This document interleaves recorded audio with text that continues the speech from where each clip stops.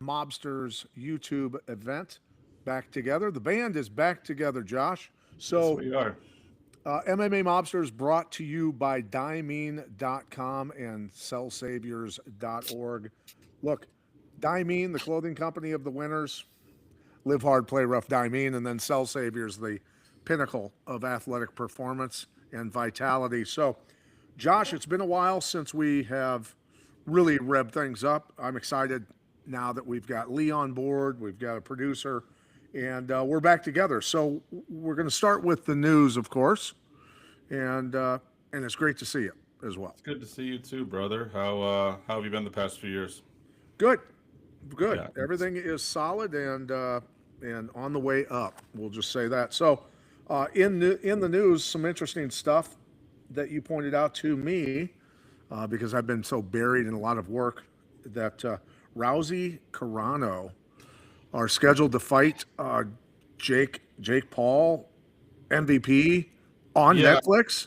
yeah. This is a big deal. It kind of sounds like a game of Mad Gab where you throw a bunch of random words into a hat and see what happens. So the names we're throwing in the hat are Ronda Rousey, Gina Carano, Jake Paul, Jake Paul's promotion MVP, which is what the promotion that hosted the Mike Tyson fight, the Amanda Serrano, Katie Taylor fights, and most recently the Jake Paul Anthony Joshua fight. And people make fun of him, but the guy has built really a billion-dollar empire on doing this, and I'm not laughing. A lot of people are saying, "Oh, it's a bunch of geriatrics fighting." Rousey and Carano aren't that old. It's not like, for instance, a Pat Miletich fighting right Hey, now. Pat Miletich versus Michael Nunn was big, bro. I'm not saying it wasn't, but these So women are. I mean, I think they're both right around 40 or in their early 40s. So it's not a retirement home fight, and just the fact that it's on Netflix means they're going to promote the hell out of it. You know how in this day and age in 2026 how important viral marketing is, and people are already talking about it. People are going to watch. I'm taking it seriously. I'll bet on it in some form or fashion. I am actually curious to see how they fill out the rest of the card. There's talks of Ngannou, who's technically a free agent, being on this card. Nate Diaz, Dustin Poirier coming out of retirement. Nate Diaz and Dustin Poirier have been trying to fight each other for about 10 years. And one last thing, and then I'll throw it back to you. People are saying, oh, your typical glass half full people on social media and whatnot are saying, well, this fight would have been cool 13 years ago. Would it have? I mean, Rousey has kept her flame strong. She did the pro wrestling thing. Rousey is about the massive celebrity that she was. I would argue that Gina Carano is much more famous now than she was 13 years ago when they tried to make this fight. Obviously, she very successful acting career. She was a main character of a massive Star Wars show. Then she put some stuff on social media that got her in a little bit of trouble. But then her getting canceled made her more famous, especially to the right wing movement. So Gina Carano, if anything, is bigger than she was 13 years ago, and Rousey's just as big. This is going to be a huge fight. I don't care what anyone says, and I think that the whole card is going to be very interesting and probably will rival the UFC White House card, which is to take place in July. So yeah, they have my attention. I'm intrigued. What about you, Pat? they're going to have to solidify a lot more big fights to, uh, get my attention a little bit more. We'll just say that. Moving on to UFC cuts, uh, guys with great records in the UFC have been cut. Basharat and what Sakradinov? Yeah, Basharat, Rinat Fakhretdinov, they're the who is the UFC heavyweight he just fought? Jailton Almeida. When Jailton Almeida was fighting, your typical 8-4, 8-6 MMA heavyweight, he was cutting through him like a hot knife through butter, wrapping up submission fairly quickly. And then he starts fighting these top five guys, Pat, like Derek Lewis, Volkov, and most recently this Kuniev guy from Russia. these guys can wrestle, man. These Russians, even if they're predominantly strikers, they can wrestle, and they're shutting down his takedowns. If anything, he's just laying on top of them for most of the rounds, and the fans are rioting. And so it's just crazy to me that we're cutting winning fighters. It certainly is going to impact my job a little bit as a sports bettor. That Pat, I love these guys who will lay on you for basically the whole 15-minute fight. If they get a finish, great. If not, they're going to easily win a decision. Those guys are my bread and butter. Is the sky falling? No, but we're looking at these guys at least getting a little bit washed out of the UFC, which concerns me a little bit. They're all about finishes. They want to make the masses happy. I'm still not sure how I feel about it. I guess time will tell, right? Well, and a lot of Russians and fighters from the stands are just, they're very tough people. They've had tough lives. Uh, they they are, look, they're tough Russians, tough wrestlers, tough at everything. Tough sambo guys. They're beating people up. They're running through people for the most part, and it's going to be called the UF Russian Sea pretty soon if they if they don't thin the herd, right? And it is what it is. It's about marketability. It's about showmanship. It's about striking. It's about excitement. It's about getting people not only in the seats but getting them to stand up out of their seats and roar. So Correct. that's a big part of it. Marketability, and wrestlers who lay on you aren't as marketable. That's just kind of the way it is. But so that's the main part of the news. I mean, the biggest stuff we wanted to talk about. The last 3 weeks, not including last week because there was no UFC. The last three cards we have done, Facebook lives leading up to this YouTube live, and we've done pretty well. We've always done well when we've gotten together to pick winners and how these fights are going to go. Where would you put us percentage wise? Just the last three cards that we've done, we've got to be in the 90% or above range at this point. Are we? Yeah, not? probably something like that. I really can't think of a big bet that lost necessarily. It was fun. That first card we did, where the UFC was first card on Paramount, first card that we did on Facebook Live a few weeks ago, that went extremely well. Sean O'Malley won by decision. I had him winning. I had that fight going to decision. We had the Gaethje versus Patty fight. I'm sorry, the Volkanovski one was after that. We had the Gaethje Patty fight. We had a pretty big underdog in Gaethje winning. I think that was around plus 250. And then it was plus 300 for the fight to go to decision. So we had both. If you combine the two and have Justin Gaethje by decision, we're talking like plus 900, something like that. So, yeah, it's we still got it. Apparently, I hope that I still have it. I depend on that to pay my bills. But yeah, it was kind of like riding a bike. You and I picked up where we left off, and very thankful to Lee Neese to get on board and get us back on YouTube and do things that you and I can't do. And yeah, this is going to be fun. We're going to make some money and get some picks right and probably have some laughs. And for the most part, Pat and I get along very well and have a ton of fun. So I'm looking forward to this, man. Yeah, so let's move forward into this card, tomorrow's card for people that watch on Saturday, today's card. And this is, of course, we're recording this before the weigh-ins. So there may be fights that will drop out, of course, but we're going to cover all that are still existing right now. We're going to start out with Carly versus Miller. And so Judas versus Juliana Miller. And, when I look at Miller, her record's 4-3. And Carly's record at 5-2.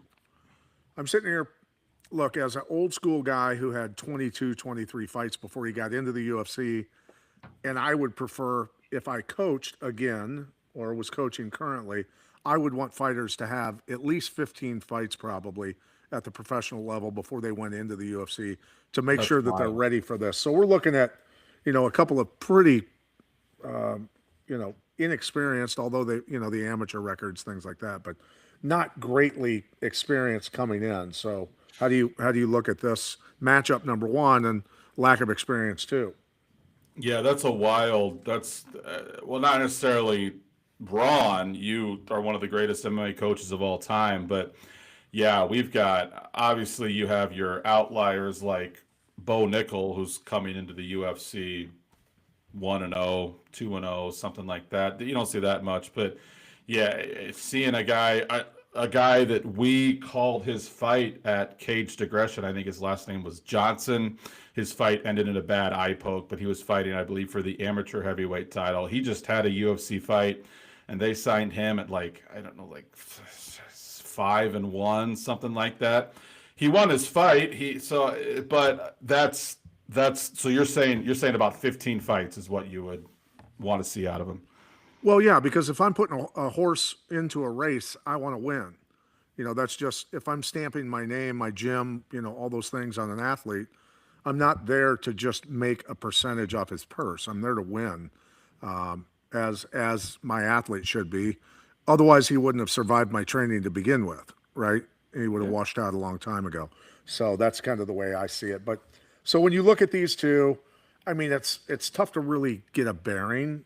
But where are the odds, and how do you see this one going down? And is it something that you would bet on? Yeah, Carly Judice is one of the biggest movers of the day. We're talking about a girl who opened up at -400 and she's been bet up to -800. And so that's big. Obviously, I would rather this line movement was happening in a men's fight. If it was happening in a men's fight, it would be a hammer lock for me. Women's MMA is a little bit trickier. I will be betting this, but it's a big number.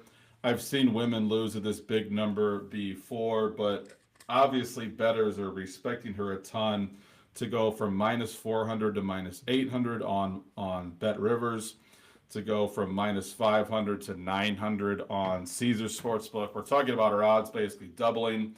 So this is our first show on YouTube in a while. I'll in 30 seconds very quickly break it down. Sportsbooks move lines because they want an equal-ish number amount of money on the same side. So when people who are successful at betting, people who win at betting and bet a lot of money, bet a side, that'll move the line. So if Judice, they right away, she's -500. They just posted the line. Someone who's very good at betting bets, I don't know, $10,000 on her. They're going to move that to at least from -500 to maybe -580, even -600. And then with several other people do it, that line's going to keep on going up, up, up. So that, yeah, that tells me that people who are very good at this are betting that side. One thing that I did think was a little bit funny, Pat, I don't know if you saw this. Her opponent, who we haven't talked about at all, Juliana Miller, was on social media, Twitter, Instagram, something, and she's like, I can't even, so there was a lot of F words in there, but she's like, bleep you, mother bleepers, you don't believe in me. I just saw that I'm a +800 underdog. Well, you're not. You're a +500 underdog. Your opponent's -800. She means that means I have 1% chance to win. No, wrong again, Juliana Miller. This means you have roughly about a 12% chance to win. So she's all worked up. She's mad. She feels disrespected. She also has no freaking idea how odds work and the math behind that. But I don't know what good going on social media and whining just a few days before your fight's going to do. From my understanding, we have pure wrestler versus striker here, and Judice is just a way better striker. She finishes girls, which is somewhat uncommon in women's MMA. I think Judice rolls through her. I'm not seeing a whole lot to believe in with Juliana Miller here. Well, I'll agree with you on your pick and with the odds. So I've got the check box for who I pick, and then I've got the check box for the odds as well. So I will pick first who I think is going to win when I look at the comparisons between the two. Then I'll look at the odds, and that certainly will make me look a little closer at where money's going. But in this case, it just confirms my decision, that Judice is who I would pick. So let's move on to the next fight. Jordan Levitt versus Delval. Yadir Delval. What are your thoughts on this fight? Number 50 featherweight versus the number 51 lightweight. So we have somebody moving down, obviously, in Levitt moving down to the lower weight division to compete here. Yeah, this fight's interesting to me. Jordan Levitt's whole thing is kind of He's a very good wrestler. He doesn't have any striking. And so he's kind of the kind of guy the UFC is looking to get rid of here. And they didn't do him any favors with this Yadier Del Val kid. He's already gone from minus 350 to minus 420. I mean, he's obviously much more well rounded. And the thing about these well rounded guys, and Pat, I think you'd agree with me, really, any fighter who gets to the UFC level should be well rounded. We can kind of see that there's so many fighters in the UFC now. You can kind of skate by with no wrestling for a while or no striking for a while. They want Levitt to lose. I think they're kind of ready to get Levitt out of the UFC. I think that's why they kind of gave him a nightmare matchup here. I like Del Val quite a bit. I think there's a pretty good chance he even finishes Levitt here. I like where you're going with that. I agree with you. I see, the both guys have two knockouts. Deval has not been finished, of course, by any means. Whether it's knockout, whether it's submission, any of those. The guy's squared away. He's had pretty tough competition as well, and flown through with flying colors for the most part. So I go with Deval. Is that a lock for you? Would you throw a good number, amount or points on that bet? Yeah, good question, Pat. It's certainly close to a lock, I would say, if we're working on a 5-star system, which is convenient because usually I don't bet more than 5 units unless I really, really love a bet. So if we're working on a 5-star system, 5-unit system, it's maybe 3.5 stars, 3.5 units, something like that. Okay. So, yeah, we'll have to compare next week on all these numbers, and Lee's going to keep track a little bit for us. I want to see who comes out on top. Yeah? Let's do it. Yeah, let's have a little competition. Let's do Let's it. see. Well, we're going to have to disagree every once in a while, which is hard. And we will, and we certainly will. That's going to happen. So let's move on to the next fight. We want to do. Hey, I had a quick question for you, and I think this will maybe be a good thing for Lee to clip. We were talking about the Russian wrestling Sambo earlier. Real quick, what's the biggest difference between American wrestling, which you're a pioneer of, and Sambo? Because we see that clash a lot, and this may piss you off, Pat, but I think Sambo may be getting the better of American wrestling recently. Well, don't get carried away with that shit. Number one. I knew I was going to get you worked up. But two, Sambo, Sambo and combat Sambo was designed for warfare.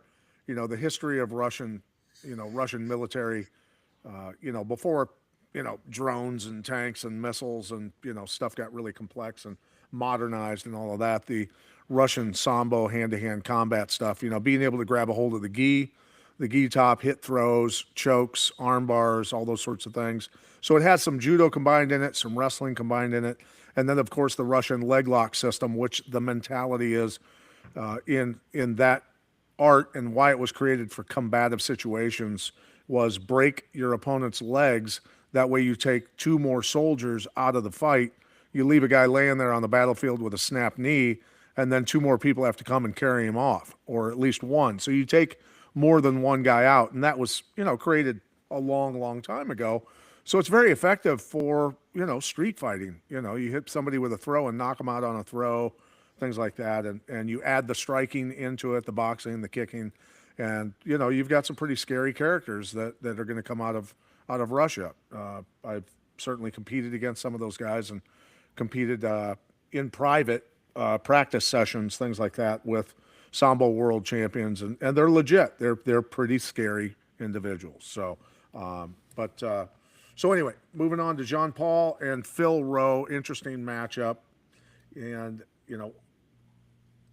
Jean Paul went 7-1 in the LFA, technically his UFC debut. Somebody that spent that much time in the LFA, I have to give them credit for staying at that level for that long to get to the UFC. The LFA is a great proving ground, but you see a lot of people go into the LFA, get 1 fight, 2 fights, and they're right into the UFC, and they get chewed up and spit out. And that's not the case here with Jean Paul. So exactly, what are we your saw thoughts our on the guy fight? Corntavious Romeus do that. Looked real good. We called his fight a caged aggression. 1 LFA fight. Boom, he's in the UFC. Promptly goes 0-3, and now he's out of the UFC. So you hit that one on the head, yeah. So are you liking? Sorry, I interrupted you there. Are you liking John Paul here as the favorite? His line hasn't moved a whole ton, and I'm not loving this fight either way. I would probably lean with the favorite, but the line move is not doing much for me. So you're saying he's favored right now. I haven't looked at the odds today. I want to lean on you for that part. And Yeah. So he opened up at minus 210. He's like minus 205. So that's essentially no line movement. That tells me that probably not a ton of people are betting this fight. It's two not super well-known guys, and if they are, they're betting pretty much both sides equally. we'll do the listen. Here's $100. You're going to bet on somebody and make me money, or it's your ass. I want you to say one way or the other. Who are you picking? Yeah, right now, John Paul would be my pick, but But I'm you're not going to bet it. not as of now. Okay. Might be a Okay. fight I bet live. Yeah, and Phil John Paul was who I was after comparing the two and really looking deep into things. Quality of opponents, concerns me a little bit for Jean Paul. Phil Rowe, I think, has had, a little tougher opponents, but and of course, some more experience. But ultimately, I lean toward Jean Paul. So, Same here. all right, Ramiz Brahimaj against Soriano. I like both of these guys. I know both of them. I have called both of their fights. Ramiz Brahimaj, really a good athlete, well-rounded. Soriano, very strong, very hard-nosed. This is a really interesting matchup of two guys that I really like, and that's something that when I like two people, I know them. I've talked to them both and gotten to know them. I don't necessarily like picking, who I think's going to win because I don't want them to see the video and go, Milicic is an asshole.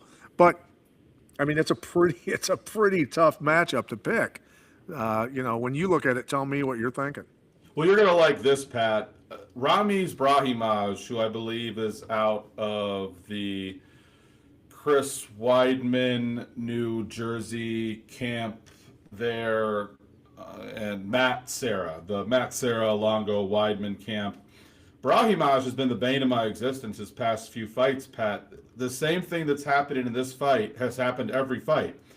The odds on Brahimaj go in the wrong direction, and his opponent goes in the right direction. In fact, I believe he was fighting Mickey Gall. Mickey Gall opens as the underdog and steams to favorite, which means Brahimaj now becomes the underdog.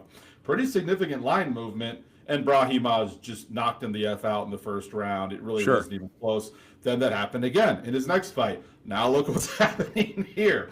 Pueno Soriano opened up as a minor underdog, like plus 110, but now he's like minus 115. But to anyone else, I'm saying, oh, you have my attention. I'm tired of betting against Brahimaj, man. All he does is not only win, but kind of, he's one of the rare fighters that seems to prove this line movement wrong. This following line movement system, incorporated with several other things, is very reliable, very good. It works about over 80% of the time. And you have guys like Brahimaj who seem to relish that role. I'm not sure why these big whale bettors don't like Brahimaj. Like I said, comes from a good camp, obviously can fight, but they seem to keep to one-on fading him. Pueno Soriano, he's one of those Islander guys. He hits really hard, decent wrestling, decently well-rounded. I don't know. You give me $100, I have to bet this fight. I guess I have to go with Soriano, man. But I can almost this Brahimaj guy gives me nightmares because he wins every time, and he wins when the math doesn't necessarily say he should. So I guess both very tough guys. Soriano, is going to give Brahimaj problems with takedowns. I think very stout, and Soriano has a lot of power. Brahimaj might get him in the endurance area. He might get him there. I'm not 100% sure in that, but Brahimaj is also a guy that's got 12 submission wins. He's never been finished by submission. Pretty slick grappler. So I lean a little bit towards Brahimaj, and so yeah, I'm going against the odds on that one for Brahimaj. So Brahimaj is my pick. So Moving on to Jocelyn Edwards versus Nora Canoli. Yeah, Jocelyn Edwards is at least she was the queen of split decisions. I believe she had like 4 split decisions in a row, which is just nuts. She does go to decision a lot. I believe maybe her last fight, she got kind of a fluke knockout. I'm going back to the well here. I like this fight to go to decision. That seems to be what Jocelyn Edwards normally does. As far as a winner, Jocelyn opens up at -220 out to -330. This card is going to give me heartburn, Pat, because we're looking at several female fighters who have had big line movement. So I have to bet them, but like I said, nothing sexist or anything, but it's just math. Math can't be sexist, right? Merely mentioning it's not sexist is sexist. Yes, exactly. So yeah, it's just math. Over the course of history of my betting experience, doing this full time, like 6-7 years, when guy fighters, such in the UFC, have huge line movement, they almost always win. Women win more than they lose when they get this big line movement behind it, but it's far from a sure thing. So yeah, I may do a Jocelyn Edwards, Carly Judice parlay just to like hate my life, because the math says that they're both very strong picks, but yeah, anything can happen in women's MMA. I do like the fight goes to decision quite a bit. I lean toward Jocelyn Edwards, and that's where the odds are telling you to go as well. Yeah, and I think Jocelyn Edwards, for you, Pat, has got to be interesting. I think she comes from South America somewhere where there aren't a ton of big MMA gyms. She's got all the tools to be a freak athlete. And I think she trains in Vegas now with Nate. Yeah, and I down think there that at helped Team her a Couture, lot. right? Yeah, but she came from a place where there wasn't those options. So she's still sometimes finding herself. I think she gets better every fight, so that's a plus. Okay, there you go. So Jocelyn Edwards is both of our picks. We just want to confirm that for Lee, who's keeping track. All right, good. And so moving on to the next bout, Alden Corla versus Louis Garuli. Is that how I pronounce that? Garuli? Sure. So neither one has had really super difficult competition. I will just say that. And so both have, really decent knockout power. I wouldn't say they're blazing, knockout guys or anything like that. But, go ahead and break that down for everybody. Talk about the odds and where the money's moving, if it has at all. Yeah, well, we're finally going to fight I have quite a bit of interest in, because it is a men's fight where one of the men has seen significant line movement. We're talking -310 to -420. You pot smokers at home will like that. -270 to -380 on Caesars. That previous line movement was on FanDuel. That's a big move, Pat. I like to see that. We're talking about your odds going up about 30%. I think Alden Correa cruises here. This of all the fights we've talked about so far, I like this one the best. Yeah, that's who I picked to win. But hearing you talk about the movement in the odds confirms that that's both of our picks, and the majority of people that are throwing money down are moving that direction. So this is, for a card, when I really looked at it, it wasn't super easy. In comparisons, I think the matchmakers did a decent job. I don't think the whole card is, home team versus visitors. I think it's, and so they do a good job at the UFC, Mick Maynard and Sean Shelby of matching fighters up. And I think they've done a good job on this one as well. It's not just this is an easy fight for, so-and-so. So that's good. That makes it entertaining, right? Yeah, you have 3 different kinds of UFC events, essentially. You have pay-per-views, which are going to be more loaded, and those are going to be in usually global locations. We just had Sydney recently. Vegas has a huge amphitheater where they can hold, I think, like 15,000 people. And then on the other side of it, you have the Apex in Vegas, which holds maybe 100 people. Those are a little more watered down. And then you have ones like these. This is being called UFC Houston. So not a pay-per-view, but still a traveling show. They're going to have that arena. the big basketball arena where the Houston Rockets play. That's going to be packed. And so, yeah, this card is stacked with above average fighters. I will say that much. Right. Most Yeah. of them are the average fan will recognize. It's a decent little card here. Okay. Moving on with the card then, Alibi Adiris versus Ode Osborne. I hate this guy.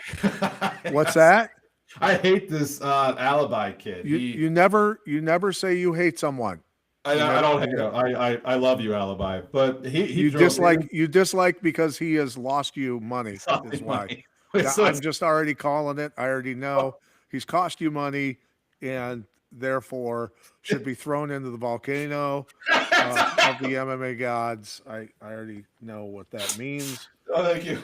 Thank you, Pat. Pat, and he should, MMA legend that he is, both as a fighter and a coach, Pat has a soft spot for the fighters. So anytime I go down that path, he quickly reins it back in. But yeah, at Alibi, man, he was a huge favorite. We're talking about like opening up. This was last year before you and I got back together, but recently last year, like maybe November or something, just gets steamed from like minus 200 up to like minus 500, which is about as close to a lock as you can get. And I believe fighting this jiu-jitsu kid from Uriah Faber's camp who hadn't fought for 5 years. It just kind of, and this guy just cut right through him, both on the feet and on the ground. And he was going into that fight 9-0, hadn't lost. This was for the Ultimate Fighter Championship. So does that leave kind of a bad taste in my mouth? Yes. I think the line movement's interesting.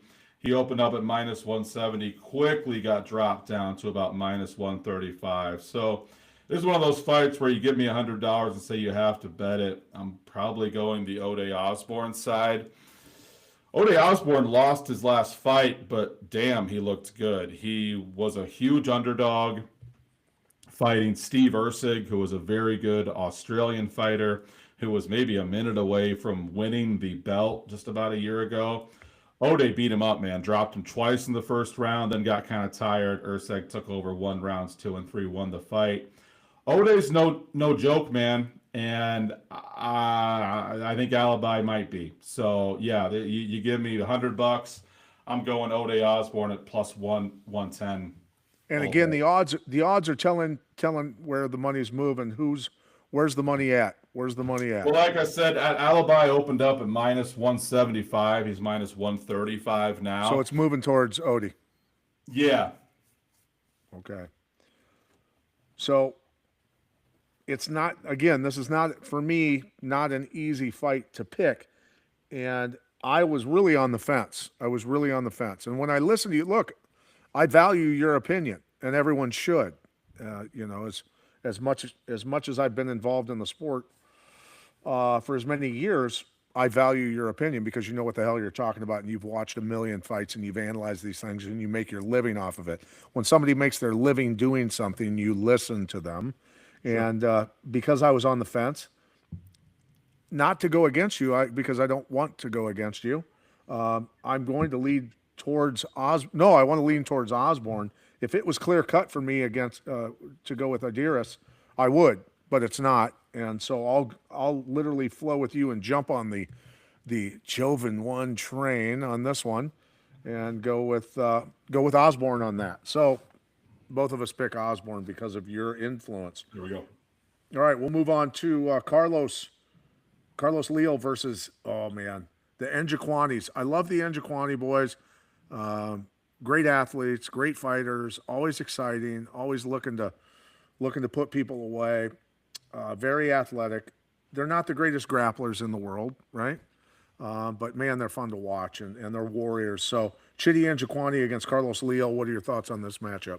Yeah, it's almost a carbon copy of the last fight. You have Carlos Leal Miranda, who was all over the place. He's minus like 700 against Alex Morono, who was on the downside of his career, wipes out Alex Morono in the first round, and then he gets Muslim Saliakov. Muslim Saliakov's like 42 years old. He's also on the downside of his career, and Muslim just a check hook from hell. Probably came out too aggressive. Miranda was feeling himself after that big Morono knockout. Man, Muslim Saliakov humbled him. Those Russian kickboxers, man, they're a lot more than just Sambo wrestlers. Some of those guys Peter Yan and Muslim Saliakov, those guys can put you on your ass quick. That's what happened to Miranda. So I mean, which Miranda are we getting here? Chidi Njukiani is kind of your definition of a slightly above average fighter, kind of a gatekeeper. And the same thing happened. Just like we had Alibi Idris open up at about minus 180, get his odds dropped down. It's literally the exact same thing here. Miranda opens up at minus 196. He's been dropped down to minus 130. I like Chitty quite a bit. I think Miranda's got some cage IQ issues, man. I think he's got some in endurance issues. Even in that Morono fight where he did win by knockout, he left it all in the cage. And if Morono could have survived for a second round, it would not have been looking good for Carlos Leal Miranda. So, and that's something that I look for. Some guys win, and I come away saying, even though he won, I want to bet against him in his last fight. Some guys lose, and I'm like, man, ton of heart. I want to bet on that guy in his next fight, because I mean the pendulum, it's always swinging. You know, as humans, we can sometimes fall into this fallacy of, oh, he lost a fight, he sucks now. No, he's going to be even more motivated for his next fight, and he's even more likely to win because he lost that last fight. So yeah, I like O'Day as the slight underdog in that last fight. I like Chitty even more. We're looking at back-to-back underdogs who I think will probably get the job done here on this card. Yeah, and both guys have double-digit knockout victories. Both guys, obviously have striking power. But Chitty Njokuani, when he gets in there with a striker, is going to usually he's going to come out on top most of the time. He's got a lot of experience. He's got a great deal of reach. So just a long, lanky, really good, dangerous striker overall. Again, not the best grappler in the world. That's where he finds himself in trouble and why he, hasn't risen to higher levels, so to speak. So I roll with Njokuani on this one as well. And so you and I agree again, good sir. Moving on to Zach Reese against Michael Pereira. Well, number 34 Pereira in the world rankings against number 43 Zach Reese. What are your thoughts on this one, buddy? I think Pereira might be done, man. He's it's just like That's quite a condemning statement. That's quite a condemning statement. But I mean, I know that you have done a ton of research for this card, but I would encourage you to go back and watch his last couple fights. This is not the same Michel Pereira that's coming in there doing backflips off the cage, just dominating his opponent. He used to think the book on Michel Pereira used to be the only one who can beat Pereira is himself. He's so dangerous. He's so athletic. He's so just tight coil muscle good. He's faster than everyone and stronger than everyone. The only thing that can get him beat is if he fights with a low IQ, gasses himself out. That's the only way he can lose. Yeah, that's not him anymore. The guy we'll be talking about in the main event, Anthony Hernandez, just tossed him around for 5 rounds. Right. And then he fights Abus Magomedov, where he's the favorite, and he just stares at Abus for most of the fight. It wasn't like Abus did a ton of work. I mean, he outworked Pereira, but Pereira's just staring at him. And then he fights Kyle Daukaus, who got cut from the UFC. He's nothing amazing. Daukaus knocks him out in 40 seconds. So that was kind of, I mean, we're looking at least 2, if not 3 fights where I don't recognize the fighter that I'm seeing. And Zach Reese is hungry, man. I believe Zach Reese was a caged aggression guy. He's a Midwest guy, and has had a few fights in the UFC. Has shown he can wrestle. Has shown he can strike. He's raw. He's green. But if Michel Pereira is just gonna stare at you and wait for that perfect counter, you know who he reminds me of, Pat? He reminds me of Tyrone Woodley in his last 6 or 7 fights in the UFC, where gun shy. He's just gun shy.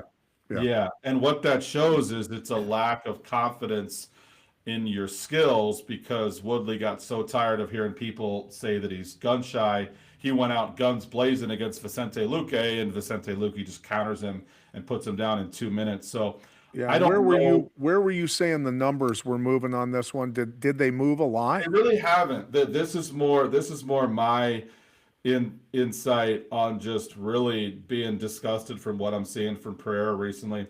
Pereira is the favorite. He opened up at minus 155. He's minus 160 now, so that's essentially no line movement. So yeah, this is all me. Okay. I really want to fade Michel Pereira. I kind of wish that the line movement was agreeing with me, but if the line movement was agreeing with me, then Zach Reese wouldn't be plus 140. He would have moved to like minus 120 or something. So, Sure.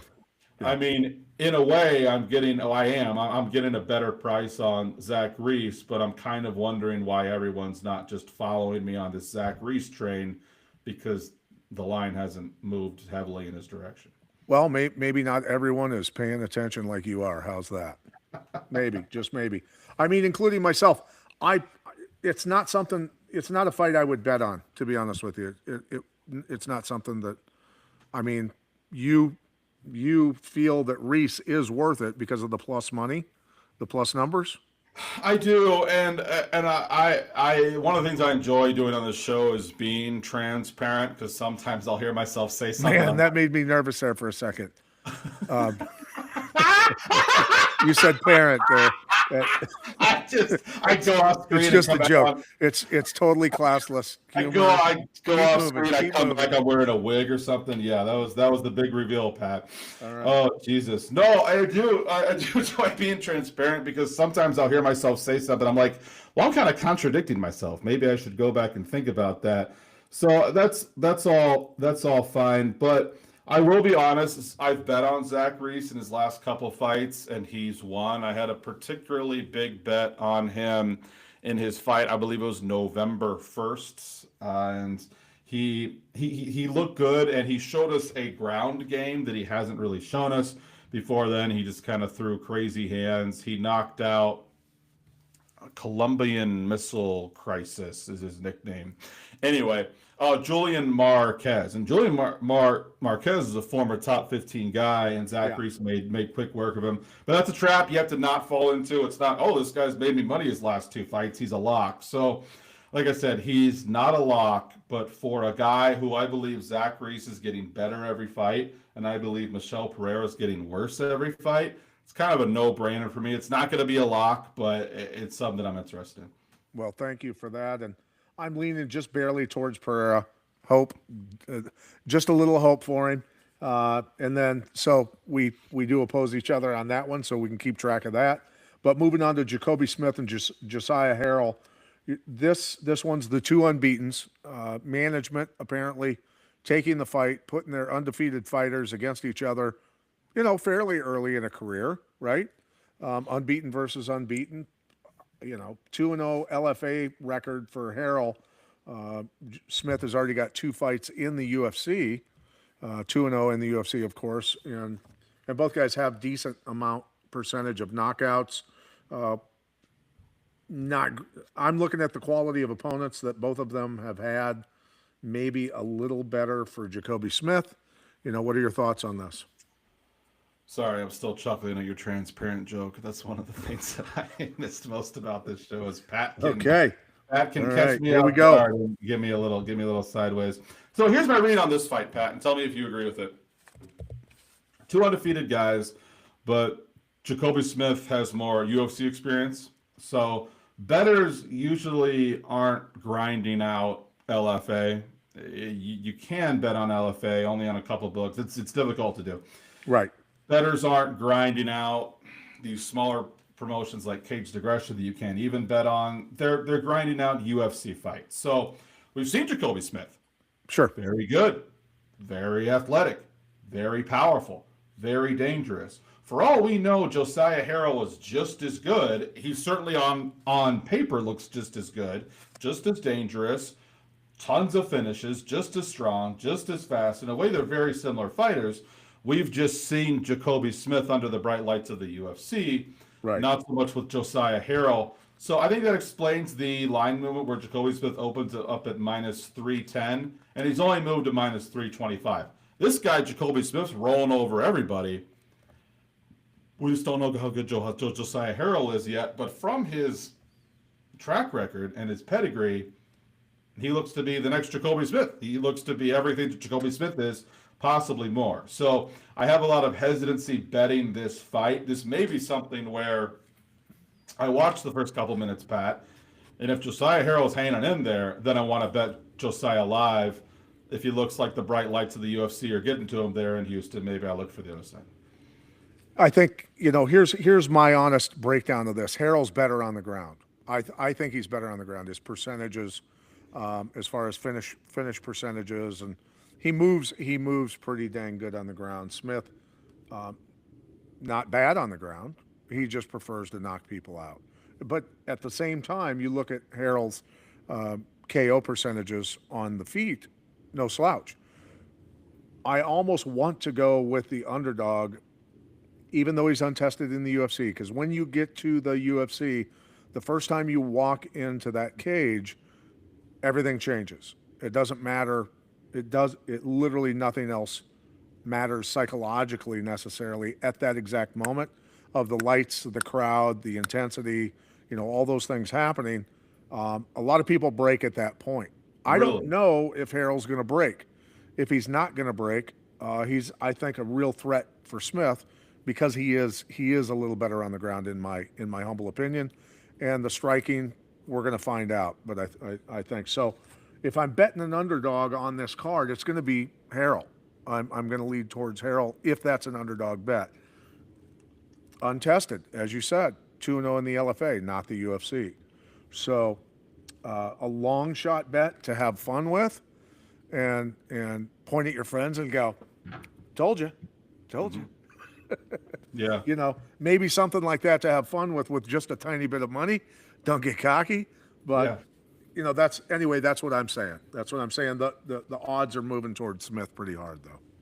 I like that, Pat. And I want to hit on something before I move to the next fight. I was very interested in what you were saying about how big of a deal it is when you make that first walkout to the UFC and get in that cage for the first time. I do talk about the bright lights of the UFC, but I guess I didn't realize how big of a deal it was. What would you say to a young fighter during training for their first UFC fight, in the locker room for a first UFC fight, or even when you're carrying his water bottle and mouth guard walking out to the cage? What are you saying to him? It's just a fight. We're back in the training room. No. I mean, for me, my experience was totally different than these guys are going to have because I was fighting in 8-man tournaments where you had to fight 3 times in one night. There were no rules, no time limits, and no weight divisions. So I was fighting guys that were all bigger than me, under no rules and no time limit. Like as long as the fight took to finish somebody, that's how long it went, right? So it's a totally different preparation for them. But how much experience do I have coming in here?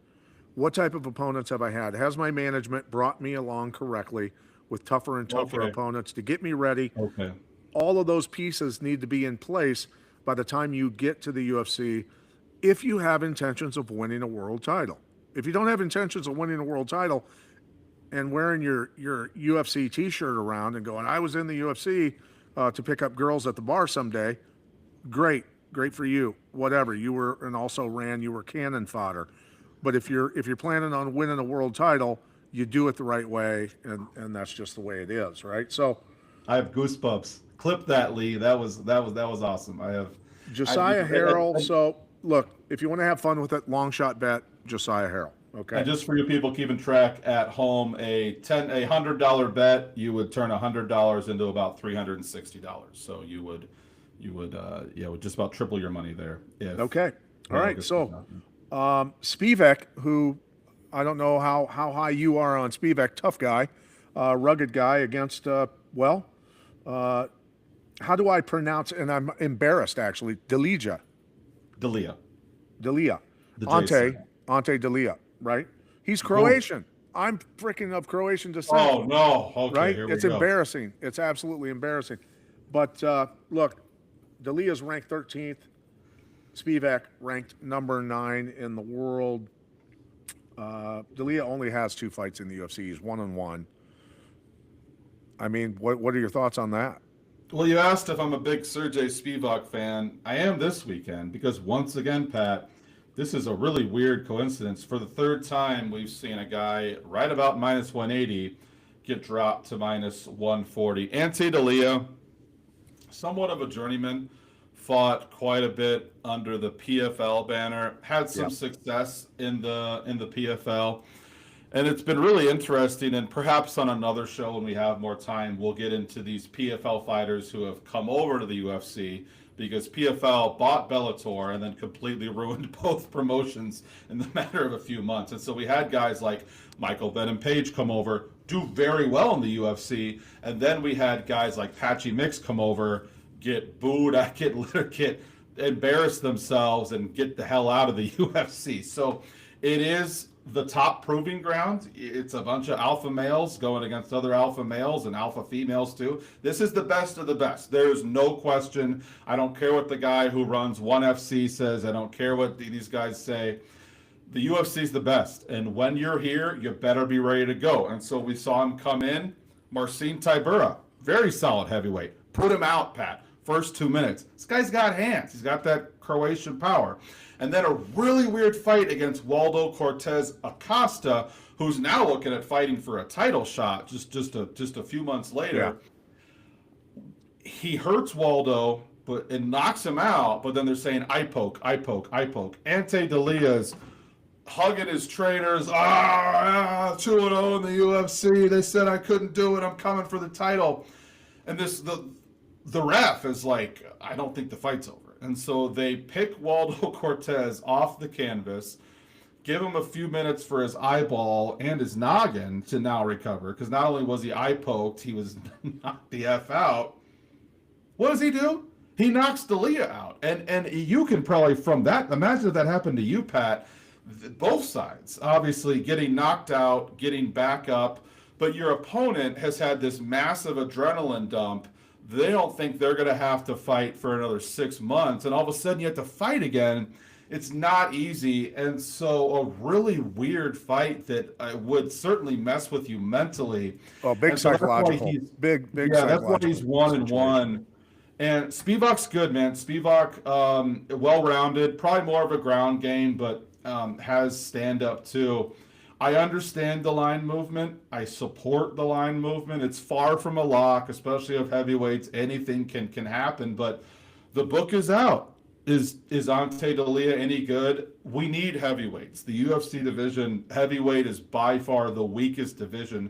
I would say that the women's divisions are even stronger than the heavyweight. The talent pool is not great.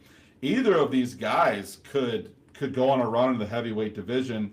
So when I see Ante Delia go from minus 180 to minus 140, that means people are backing Spivak. I'm going to back Spivak too. All right. So look, Spivak is better on the ground, in my humble opinion.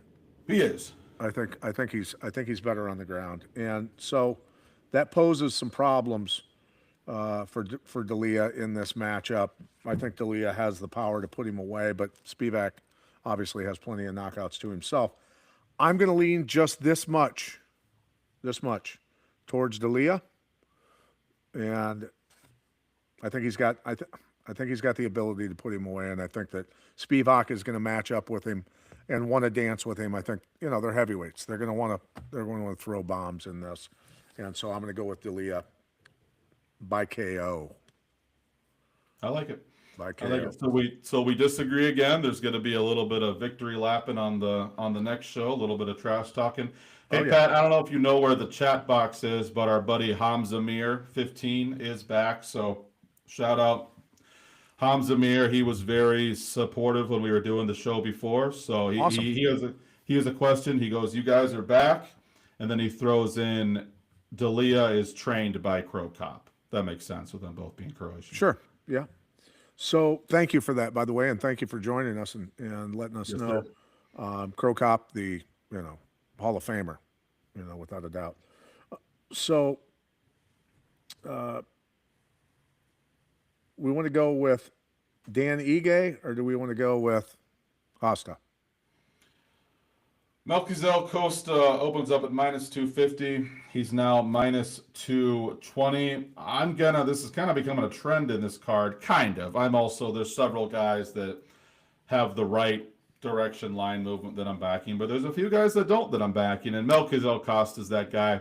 I think Melquizel Costa is a future champion. I think if not, he'll certainly fight for the belt.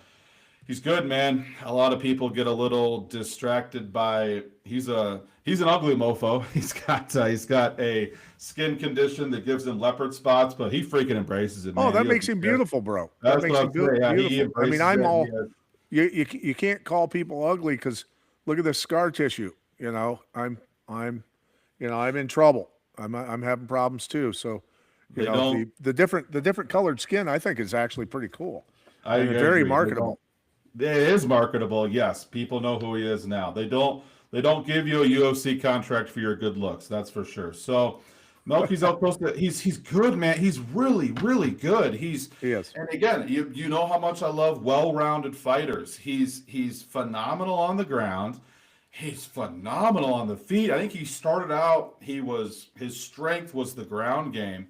And then he goes up in his last fight, just this head kick from hell against the French fighter that he was against, and just puts him out. Had a pretty big bet on him. I was happy about that. Dan Ige has seen better days. I think we're looking at the down end of Dan 50K Ige's career. It's been a hell of a career. Not quite Hall of Fame level, but they call him 50K Ige for a reason. He gets those bonuses. He's a veteran, ton of respect. I just think it's Melquizel Costa's time. And I think Melquizel Costa should be like minus 400 in this fight. So getting him at minus 200, I like it. Here's the thing with this. I think Costa against Dan Ige is for a reason. They want to find out what Costa's made of, period. And Ige is going to be the guy that forces you to find out what you're made of. Agree 100%. Ige, never been finished, if I'm correct, right? Never been finished. Believe so. He's good on the ground. He's good standing up. He's rugged. He will stay in your face. He will keep coming. Will Costa break under that pressure? That's what my question is, because Ige is going to bring it. Ige is going to bring it, brother. And, God,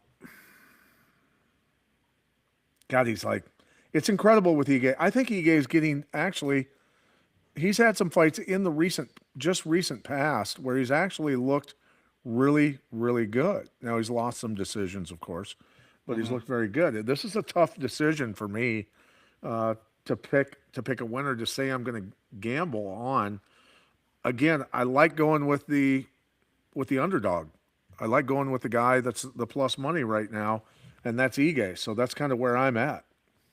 Let me ask you this, Pat. Would you rather put your hard-earned money on Melquizel Costa to win at minus 220, or fight goes to decision at like minus 225? Fight goes to decision. Exactly. I like that bet a lot. Yeah. I like where you're going. That's why you're the expert. Now, and I know we're about to hit our hour here that we try to keep it under, but one quick question. Does what I said earlier concern you at all, how they're really kind of peer pressuring guys to get finishes? Because you know that I like to bet several of these. I don't bet every fight goes to decision, but there are several that, I guess we'll just have to go week by week. But if guys are being told, you better get some finishes or you might not have a job anymore, we don't care if you win, that may change the landscape of things a bit.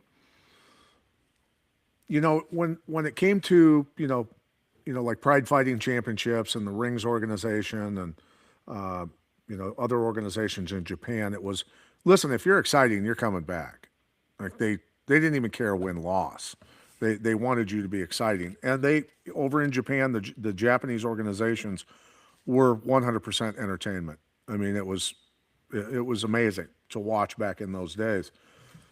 I don't think it's a terrible thing. I think it will eliminate the guys that can win world titles in somewhat, like the Russians and the stand guys from the stands, Kazakhstan and places like that, who go out and lay on people and win world titles.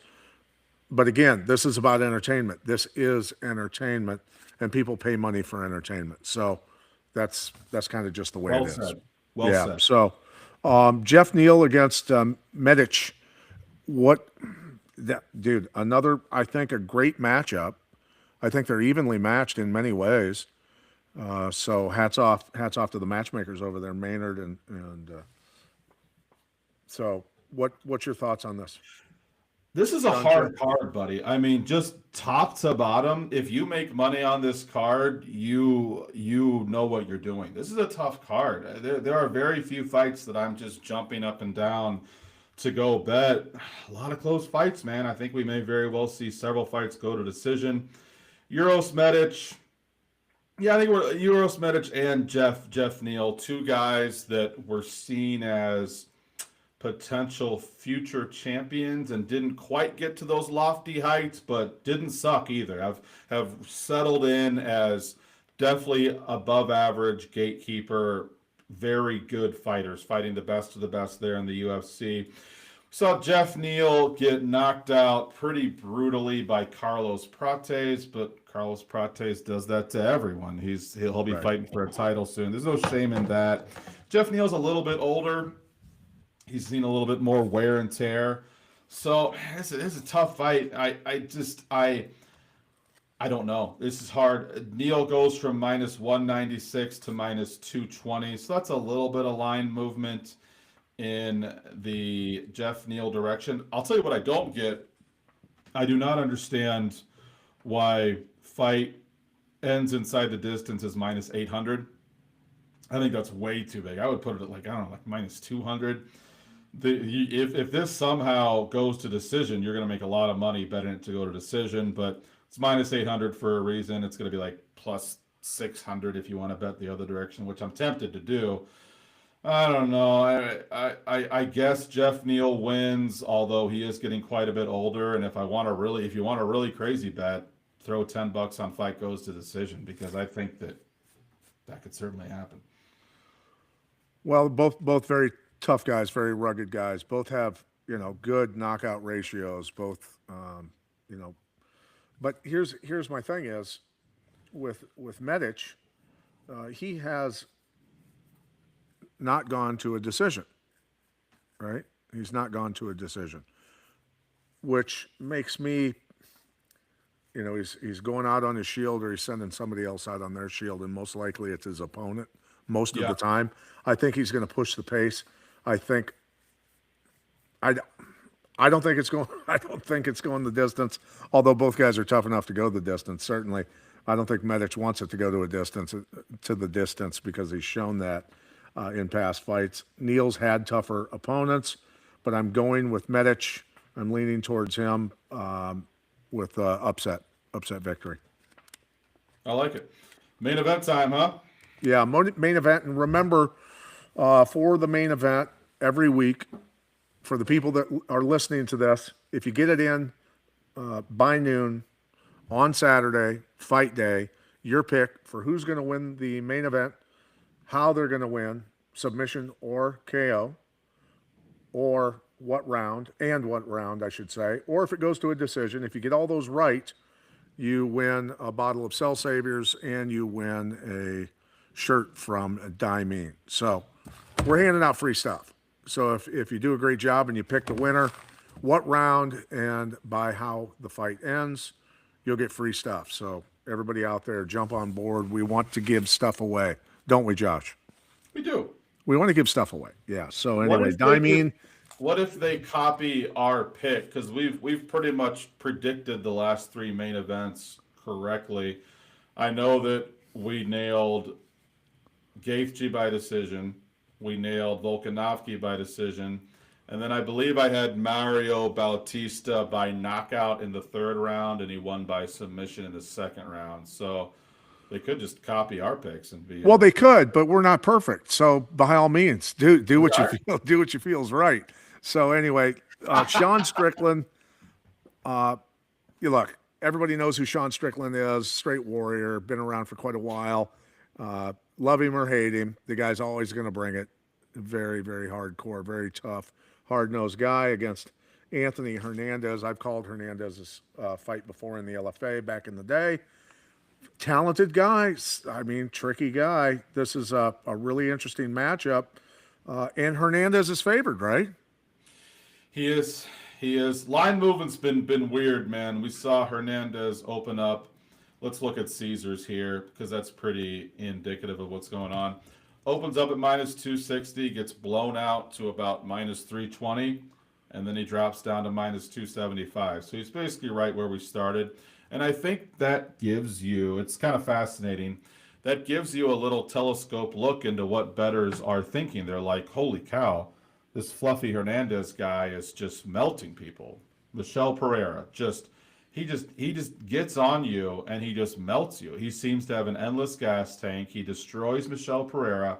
He destroys Roman Dolidze. So he's getting these tough guys and just throwing them all over the octagon. His striking worries me. He's definitely most confident getting the fight on the ground and kind of ragdolling you there.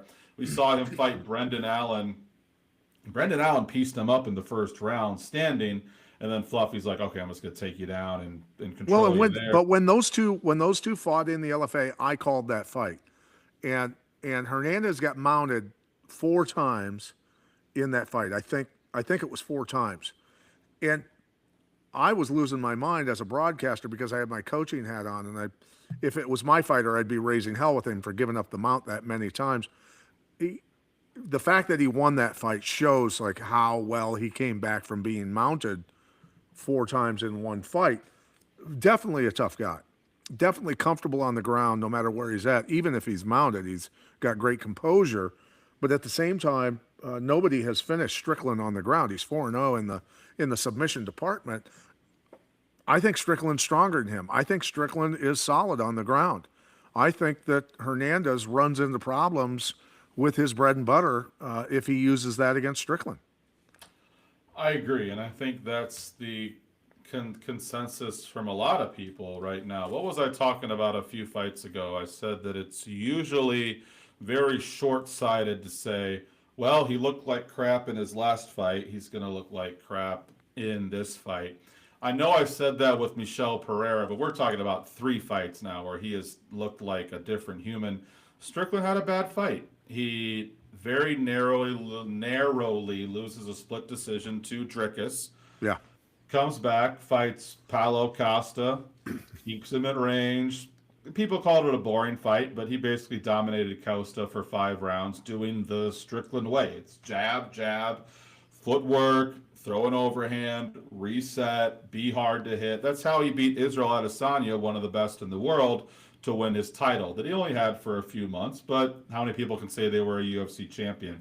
Anthony Hernandez's main weapon, Pat, is he weaponizes cardio. And he is there in the 3rd, 4th, and 5th round when his opponents are not. Well, Sean Strickland hard spars for like 7 hours every day. He's got nuts. 19 decision fights. Yeah, he's been the distance in and that's a why shitload of fights. Because Strickland also weaponizes his cardio. So Sure. I think that Anthony Hernandez may very well be getting a mirror image of himself.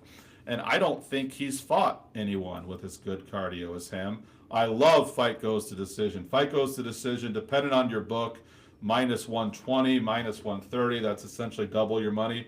It is a 5-round fight, so you're going to be doing, your share of pacing back and forth. But it opens up. Fight goes to decision is minus 115 on FanDuel. Now it's minus 150. That's because smart people are getting behind it. As far as the winner here, I'll jump on. I guess I'm going to jump on the Strickland bandwagon here with you. I kind of have to because I think it's a 50-50 fight. I knew you would. Well, Pat, if I think it's like a 50-50, you set me up. If I think it's a 50-50 fight, why wouldn't I bet the guy who's plus 220 if I think it's a 50-50 fight? So right. I do lean Strickland, but I love fight goes to decision, and I'll be betting fight goes to decision will be one of my most heavily bet bets on this card. Great minds think alike. I've got Strickland by decision. So anybody listening to this, get your pick in.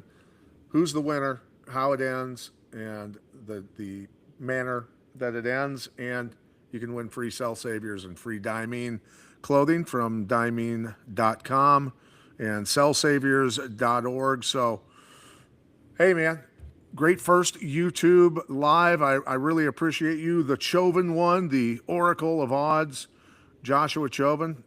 Great work as always. And we will compare notes next week on our episode of MMA Mobsters. And until that time, good luck to everybody out there. If you're betting, do not bet the house on everything we say. Take into consideration your common sense. Bet wisely. Do not break yourself, and do not get addicted. If you do get addicted to gambling, reach out for help. So anyway, bet wisely, bet minimally, have fun with it, and that's the way it's going to be. Until next week, for my co-host Joshua Chauvin, I'm Pat Milicic, checking out, and thanks again for watching, everybody. Thanks again, guys. The respect is mutual. I look forward to every Friday at 3 o'clock hanging out here with you, breaking down all these fights. So thank you for watching, and join us next week and every Friday, as long as there's a UFC event at 3 o'clock. And we'll hang out, we'll grow the group, and we'll make some money, Pat.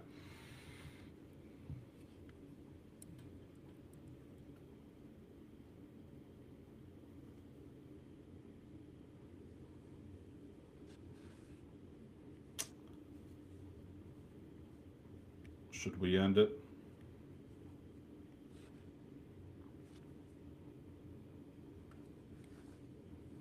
It says that we're still live. I'm waiting on Lee to end it.